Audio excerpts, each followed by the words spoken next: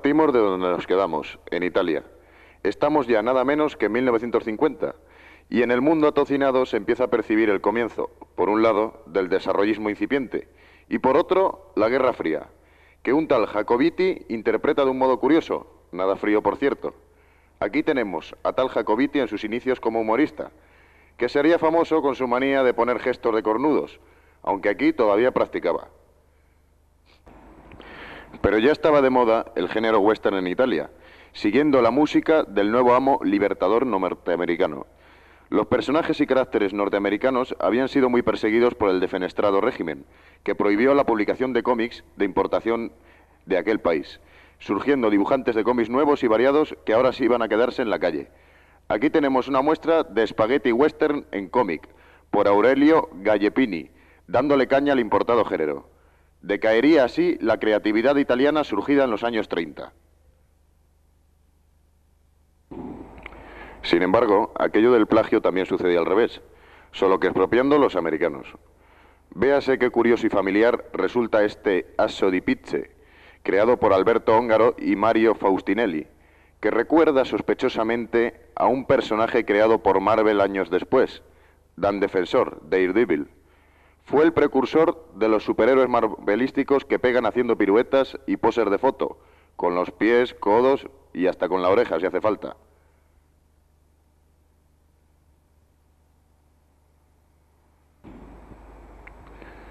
Fue por aquellas épocas cuando Pratt, el dibujante con nombre de Ruido Sucio, se largaría a Argentina a hacerse más famoso. Pero mientras, un listillo intenta hacer un nuevo Dick Fulmine, pero imitando, en vez de a Mussolini, al nuevo mandamás. Y aparece este Jim Toro, americanito parecido a Tyrone Power, que, al igual que Fulmine, pega, pega y pega, como un cartelista. El éxito del torito este sin cuernos sería inmediato, y la editorial se pondría las botas reeditando álbumes. Pero nada, oye, que lo norteamericano se convertiría en una obsesión en los años 50 italiani. Véase cuánto o este o aquel. Y este Tarzán barato, que igual que los políticos anda rodeado de simios, se llamaba Akim.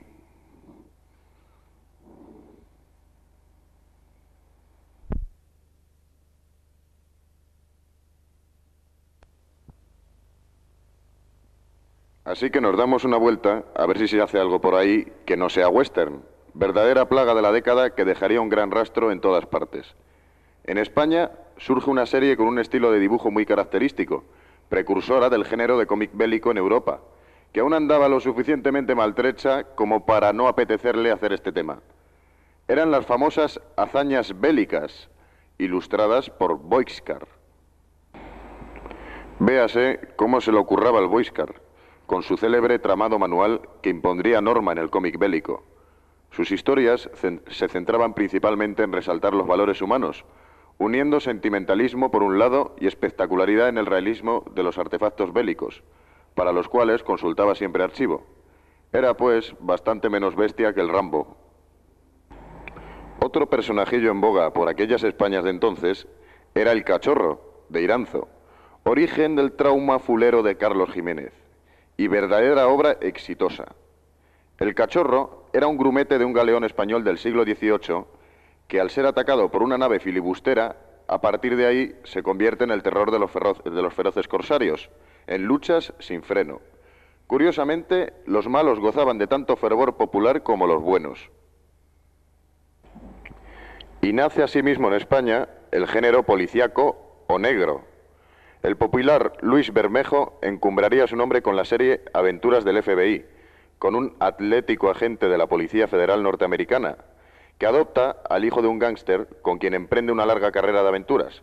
Otro peregrino argumento que parece una versión dramática de Roberto Alcázar y Pedrín.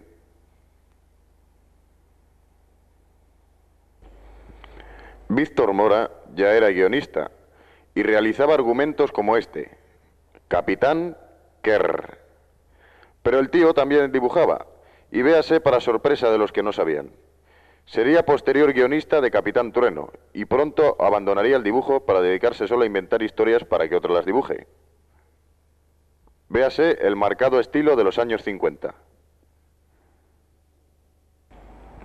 También el famoso editor Tutein tenía que currar en aquellos tiempos, en los que no tenía tantas perras. Y véase aquí una de sus planchas. Silvia Millones, dando así a entender cuál era su aspiración. Ganar dinero, claro está.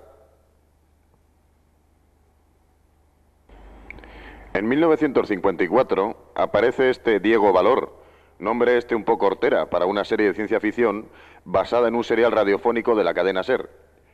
Es la aventura de un astronauta español, esto era lo realmente fantástico, que iba por ahí visitando planetas raros y derrocando tiranos.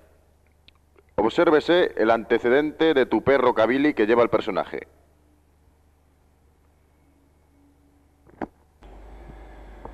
Y en 1956, Víctor Mora se inventa un personaje diferente, un héroe medieval más risueño y amante de la diversión llamado Capitán Trueno, publicado por Bruguera y dibujado por Miguel Ambros, dibujante autodidacta. El Capitán Trueno tenía procedencia desconocida y se sabía que había participado en la Tercera Cruzada, dedicándose después a sembrar el bien por amor al arte y sin más pago que la hospitalidad. Siempre acompañado del forzudo Goliat y el niñato Crispín, formándose el más famoso trío del cómic español, al que se uniría la suecorra Ingrid, o mejor Sigrid, hija de un vikingo y prototipo de mujer activa y peleona, novia del capitán que le protegería de otras mujeres peligrosas. Aquí una curiosa muestra de una de sus páginas, en la que la cosilla sube un poco de tono, con sangre y erotismo incluidos. Vaya, vaya con el Capitán Trueno. O si no, obsérvese.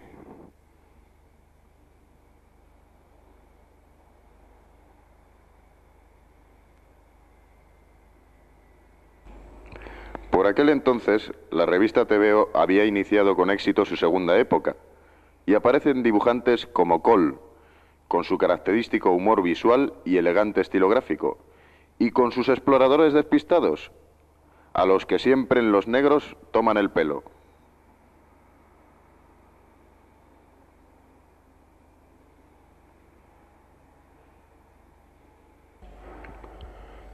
O el célebre Beneham con la familia Ulises, en la que se hace un retrato de las nuevas clases medias que surgían entonces, con argumentos ingenuos y cotidianistas que recordaban a las películas de Berlanga. Pero TVO siempre quedaría en segundo plano, como muestra de cómic costumbrista y conservador, frente al arrollador éxito de los entonces vanguardistas productos Bruguera.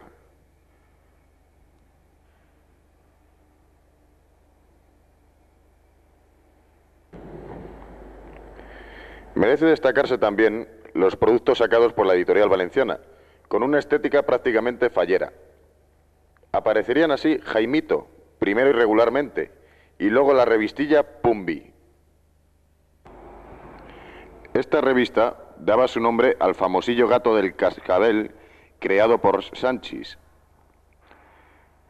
que siempre se metía en las más recónditas y extrañas aventuras, como aquí que está jugando al fútbol.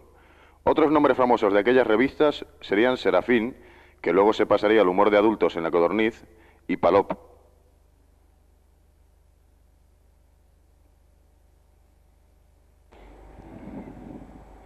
Para acabar, hablemos de Alfonso Figueras, que trabajó en el álbum inspirado en Pulgarcito, Nicolás, y que en 1954 desaparecería.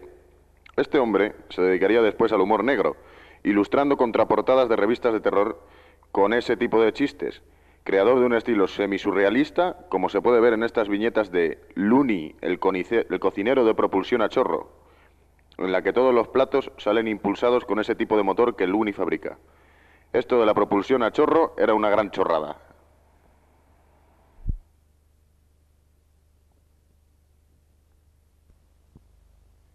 Dejamos España de una vez y nos vamos a Inglaterra, donde había salido una revista llamada Eagle, precursora del futuro cómic fantástico en Gran Bretaña, y que desterraba las fórmulas convencionales del cómic para muchachos, dándole un contenido más variado. Entre el dibujante Hampson y un anglicano llamado Marcus Morris crearon esta revista, con el apoyo logístico del personaje Dan Dare, creado por Hampson y prototipo de héroe espacial. Las cejas serían característica perenne.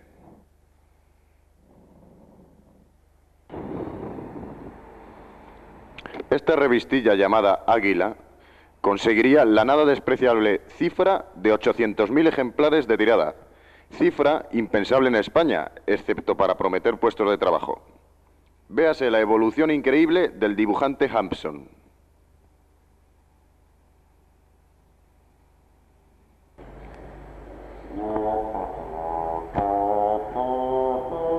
Otro de los mejores dibujantes británicos de estos tiempos también trabajaba en Eagle y se llamaba Frank Bellamy, con historietas patrióticas y patrioteras como esta, tan tópica de Roosevelt, que él solito se come a los nazis con patatas. Véase al pueblo inglés cómo pasmado queda ante su frase: Hitler sabe que tendrá que destruirnos en esta isla o perder la guerra. ¡Qué pasote! Era la borrachera de Victoria. Otro dibujante interesante sería Peter Jackson, con sus historias inspiradas en la Inglaterra de la Revolución Industrial, tema este que le molaba bastante al chico.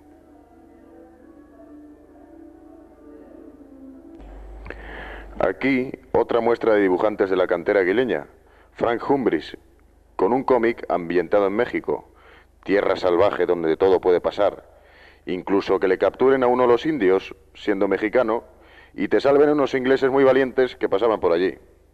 Obsérvese el dominio de la luz y las expresiones que aparecen en español para dar más exotismo a la cosa. Fue publicada en 1959. Al finalizar la década de los 50, la ciencia ficción sería una fiebre en todo el mundo, y en especial en Inglaterra, así como los marcianitos verdes y las invasiones, ovnis y seres extraños casi siempre con aspecto de ranas y con escamas. Véase aquí una muestra fechada en 1960.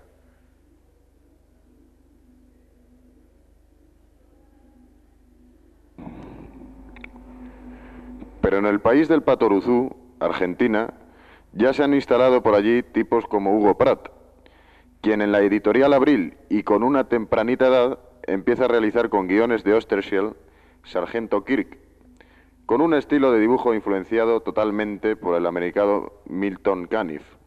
Kirk era el antecedente del soldado desertor y el primer cowboy argentino del mundo.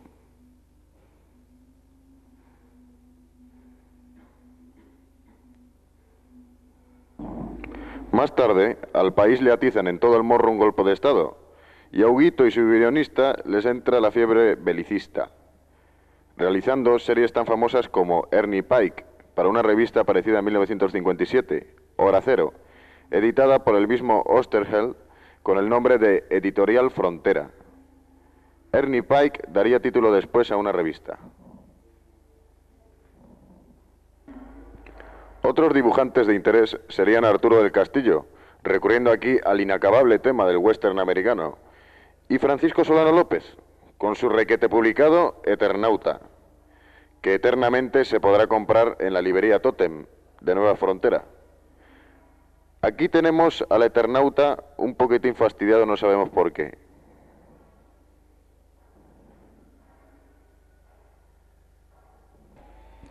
Y cómo no hablar del dibujante parco y de dibujos extraños y alteradillos, Breccia, con un estilo de dibujo súper depresivo, quien en una revista con nombre misterioso, Mixterix, comienza a realizar Mort Cinder, con un clima asfixiante. A partir de aquí sería un comiquero famoso. Estamos en 1962, fecha en que mataron a Kennedy.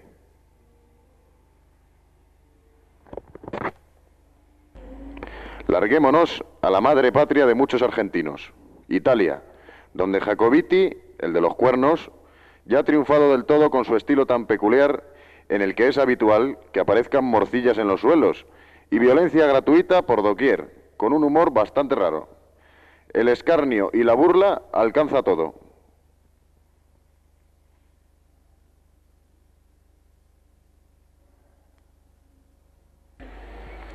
Y también a principios de los 60 aparece un tal Diabolic, creado por dos hermanas, Angela y Luciana Giussani, quien iniciaba el cómic negro o de terror en el país de la pizza. la esencia de lo que se dio en llamar estilo diabolic fue este. El malo era el protagonista, antihéroe, y así se inició una viva polémica, a la par que su inesperado éxito comercial. Y es que luego empezaron a proliferar copias descaradas de este estilo e incluso del personaje, añadiéndole violencia gratuita, erotismo, sadismo, provocando la reacción indignada de padres y educadores moralistas, tal y como pasó aquí con las Vulpes, enviando cartas a los periódicos e iniciándose procesos a los personajes y editores, quienes astutamente sacaban otros nuevos. Al final, todo terminaría sentándose las bases para la creación, un año después, del cómic porno en Italia. Pero qué cosas más raras pasan allí. Vámonos a Francia, donde ya se ha sentado la escuela moderna de cómic. Por una parte, nos encontramos allí con Gastón el Gafe, personaje con nariz de guisante y aspecto de idiota que chafa todo lo que toca. Era dibujado por Hidegem y publicado en Spirou.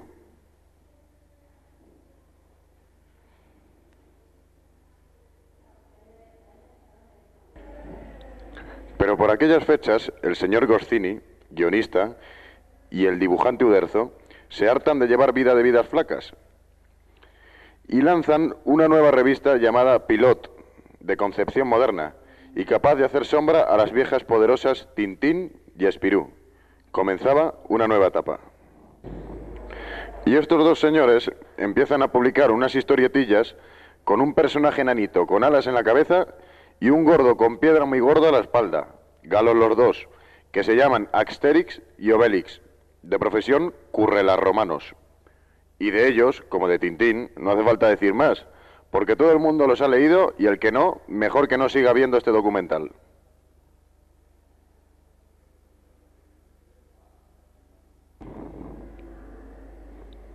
Por cierto, que un tal Pello, por esta época, pitufaba un pitufo llamado Los Pitufos, pitufado en la revista Spirou, y que trataba de unos pitufos que se pasaban toda la pitufa pitufando pitufo. He aquí una de sus pitufas.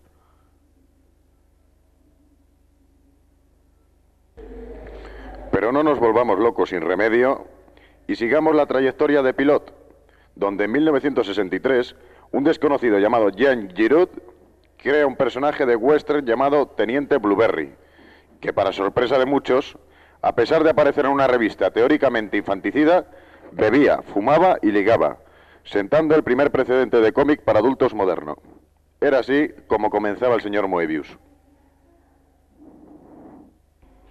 Como curiosidad, veremos que Cabrero Arnal, sí, ese de la guerra y descuartizamiento espectacular de insectos, se largó cuando la guerra española a Francia.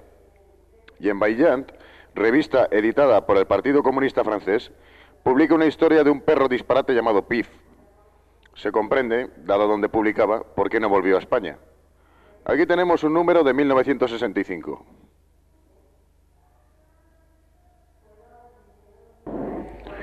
Y seguimos en Francia, donde se está produciendo la más importante revolución dentro del cómic y su significado.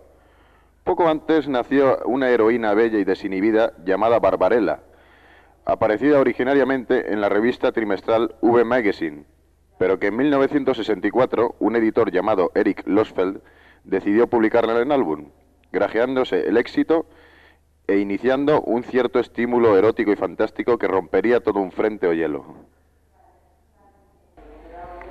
Y así, en 1966, un tal Guy Pellard publicaba Les Aventures de Jodelle, en un álbum con un estilo similar al movimiento pictórico pop art y con un claro predominio erótico.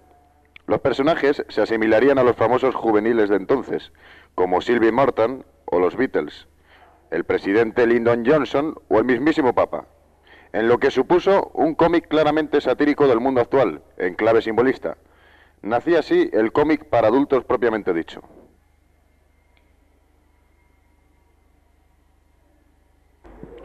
Esto producía una eclosión en Francia de cómic adulto. Paralelamente, en Italia sucedía algo parecido. En 1965, mayo, aparecía en el número 2 de la revista Linus, claramente para adultos, la primera aventura de Guido Crepax, arquitecto milanés de origen veneciano. Trataba así de responder al erotismo francés de Barbarella, y nace el eterno personaje Valentina, con un tipo de encaje experimental que fliparía a un español llamado Enric Sió.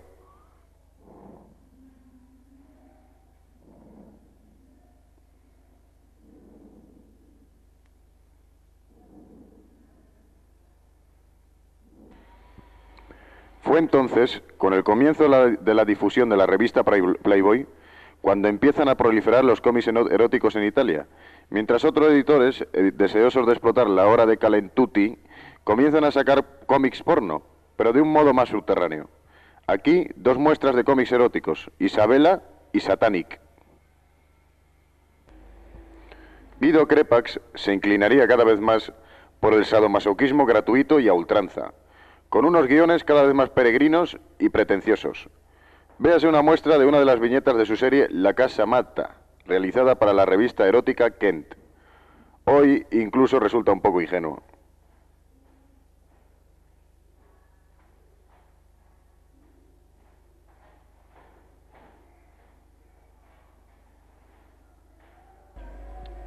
Pero entonces, el veneciano Hugo Pratt regresa a su madre patria, Italia, harto ya de hacer cómic bélico en Argentina y dispuesto a tomarse la cosa con un poco más de trasfondo.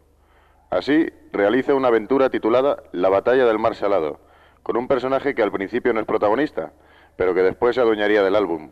Nacía así Corto Maltés, y sin saberlo, lo que era un cómic de aventuras se transforma en un cómic para adultos. Fue publicado en Linus en 1967. Otro que iniciaba su andadura con relatos bélicos, en principio, era Sergio Topi, quien originalmente se dedicó a este género, derivando poco después en la marea de cómic para adultos.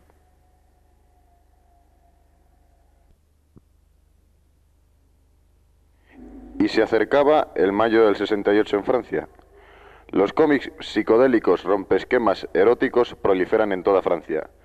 Y un tal Georges Pichard, profesor de cómics en el Instituto Superior de Artes Aplicadas, como el que aquí habla, realiza un cómic llamado Ulysse. Pichard sería conocido como iniciador del cómic humorístico erótico.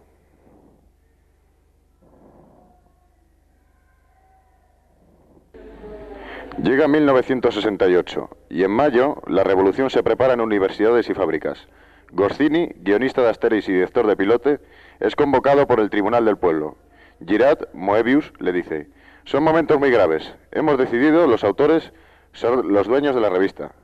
Los dibujantes, flipando en colores con eso de la revolucioncilla progre-hipiosa, se enfrentan en masa a Goscinny, que está a un pelo de mandarlos a hacer puñetas. Pero estos se retractan y Goscinny decide cambiar el aire de la revista.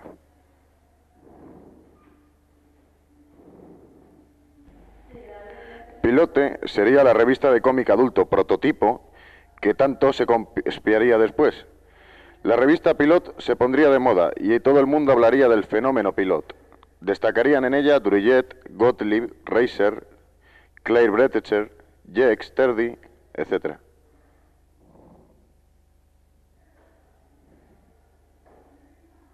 Pero vámonos a España, donde por aquellos tiempos, a la par que llegado el techo de desarrollo económico-social, se está produciendo un auge enorme en los cómics.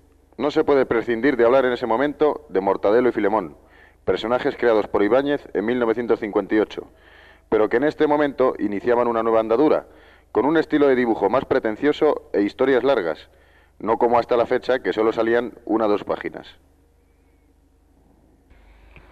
Se convertían así, en 1969, en agentes de la tía, donde viven aventuras más delirantes que las anteriores, y mucho más graciosas y prolongadas, con un estilo de sucesión de gags en el transcurso de una historia. Mortadelo y Filemón lograría un éxito enorme, y sus historietas se traducirían a multitud de idiomas, propiciando así su posterior producción industrial, obteniendo el cómic español un grado de difusión nunca conocido hasta la fecha.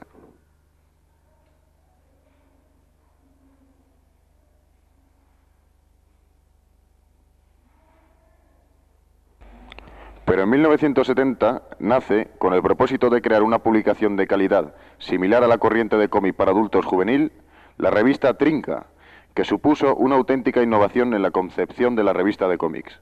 El proyecto surgió de la Secretaría del Movimiento, mediante su editorial, Doncel, y se trataba de un proyecto ambicioso en el que no se buscaba ganancia, al ser oficial, sino reunir a lo mejorcito del cómic español de entonces y crear una revista juvenil moderna, despolitizada, que enlazara con las ideas juveniles.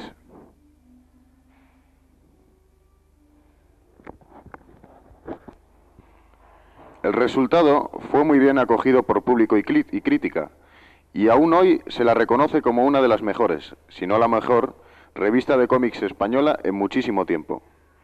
Uno de sus más prestigiosos dibujantes fue Hernández Palacios, quien publicó esta historieta llamada Manos Kelly con una técnica muy buena.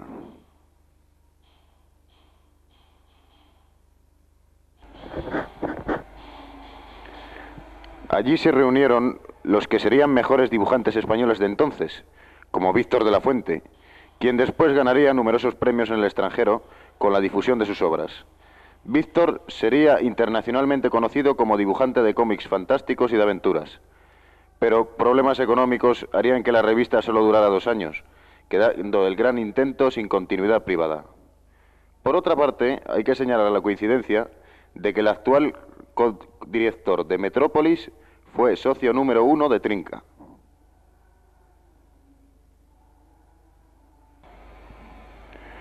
Este tipo de historietas no florecerían en Inglaterra, donde el cómic tenía una orientación más infantil y tendente sobre todo a la ciencia ficción. Pero sí que aparecían algunos cómics para adultos, como este, por ejemplo, publicado en 1973 y obra de Frederick Mullally y Ron Embleton. Basta ver estas portadas y planchas para apreciarlo claramente. En esta última página pertenece a Hugh Hawk, Los Invasores. Todo ello publicado en 1973. En cómics, pero sí en música. No nos queda más remedio que volver a Francia, donde empiezan a brillar autores contemporáneos, como Tardy, que luego se pasaría al cómic policíaco, o Lauthier, con sus historietas puramente narrativas y de diálogos sórdidos, conducentes a la pura desesperación de los personajes.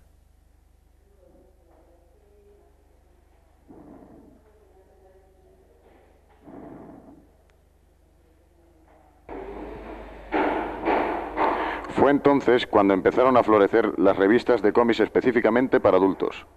Los dibujantes de Pilot comienzan a buscar fronteras más ambiciosas, y así nace Circus y Metal Hurlant, en la que colaboraría a menudo Druillet, uno de los pilares de Metal Hurlant, con sus oníricas y deformadas historietas fantásticas.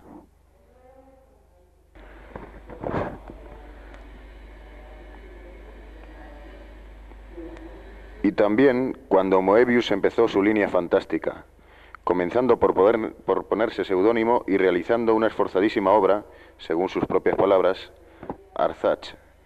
Esta obra supondría el inicio de una nueva etapa para Moebius, que le haría famoso en todas partes, pero faltaba aún algo de tiempo para que aparecieran los primeros plagiadores. Fue publicada en Metal Hurlant en 1975.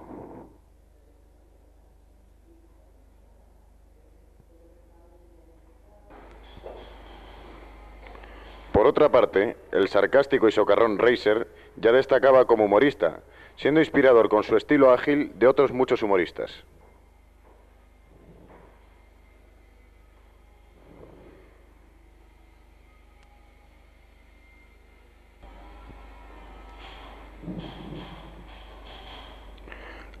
Algo similar sucedió con Claire Bretecher, feminista a ultranza que, sin embargo, se preocupaba más de criticar las actitudes machistas en las mujeres que en los propios hombres. Se haría muy famosa. Tampoco se puede dejar de hablar de Gottlieb, quien a partir del mayo del 68, como Bretecher, buscó su estilo propio y comenzó a desarrollar historietas de explosión del sexo, fundando su propia revista después, Fluid Glacial, derivando después a un humor más absurdo y sin tanta exageración sexista. Esta fue realizada en 1975 y publicada en Metal Hurlant. Como se ve, Gottlieb andaba un poco obsesionadillo por el tema.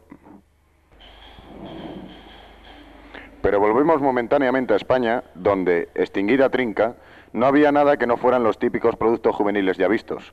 Aparecen algunos suplementos como el de Pueblo o series como Dani Futuro, 1969, aparecida en Gaceta Junior, semanario juvenil. La única revista de cómics destacable fue Drácula, revista que iniciaría la moda en España durante los años 70 de los cómics de terror. Este experimento se creó en 1971 y albergó a numerosos dibujantes promesa,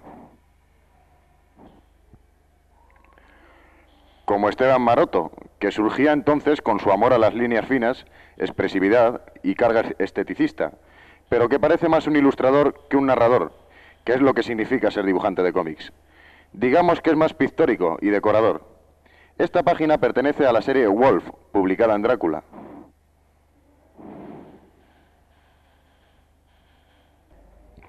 Otro participante en Drácula fue Enric Sió, experimentador nato y es dibujante anónimo en Inglaterra con series alimenticias. Este dibujante, influenciado por Guido Crepax, es amante de la variación de encajes y diversificación de los mismos, dándole a la historieta un aspecto más bien vanguardista para aquellas épocas, en la que decaía el cómic narrativo en favor del expresivista, pero sería solo temporalmente. Otro de los participantes en Drácula sería Josep María Bea, con sus típicos monstruos terroríficos. Pero véase lo que hacía por entonces Carlos Jiménez. Era Delta 99, historia fantástica a la moda de los tiempos. Nadie diría que es el mismo. Entonces los cuerpos y caras aún estaban proporcionados y bien dibujados. También es curioso ver este cómic realizado conjuntamente por Usero, Suso, Maroto y Ramón Torrents. Véase el curioso resultado.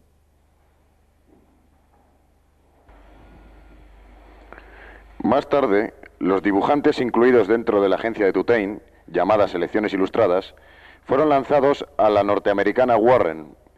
Los dibujantes en cuestión eran Maroto, José González, Bea, Fernando Fernández, Luis García, Ortiz, Bermejo, Aura León, Suso, etc. Y fruto de esta colaboración, en la que Warren imprimía sus guiones, nace Vampirella, de José González, Pepe González para los amigos.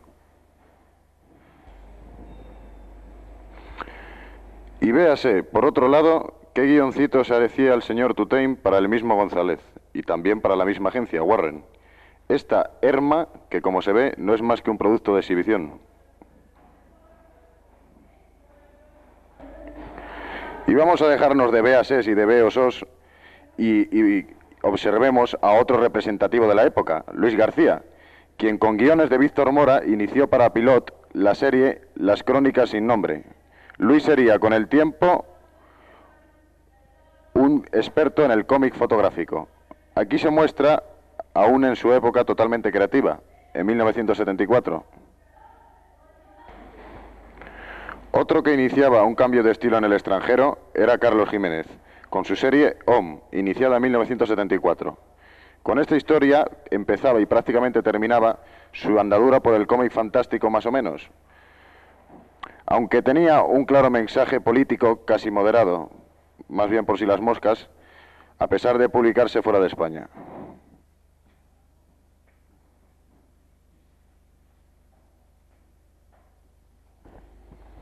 En 1977, 2 años después de la muerte de Franco, nacía la revista Tótem, que comercializaría el cómic como método de expresión artística, con dibujantes como Jiménez, Luis García, Enric Sió, y a la par, Jiménez se comprometía hasta el cuello con la izquierda radical, realizando historietas ya no antifascistas, sino ante todo lo que sea izquierda, ante todo lo que no sea izquierda, perdón, en el Papus, a partir de 1976 y 1977, con su España una grande y libre, en la que el utopismo y dogmatismo ultramilitante era evidente, siendo en este sentido caso único.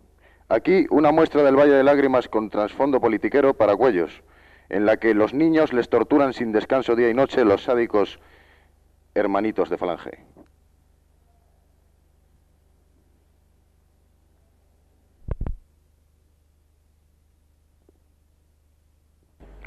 A partir de ahí sería el boom de los cómics para adultos. Revistas como 1984, Creepy, etc., cubrirían el mercado con dibujantes de esta escuela citada de finales de los 70.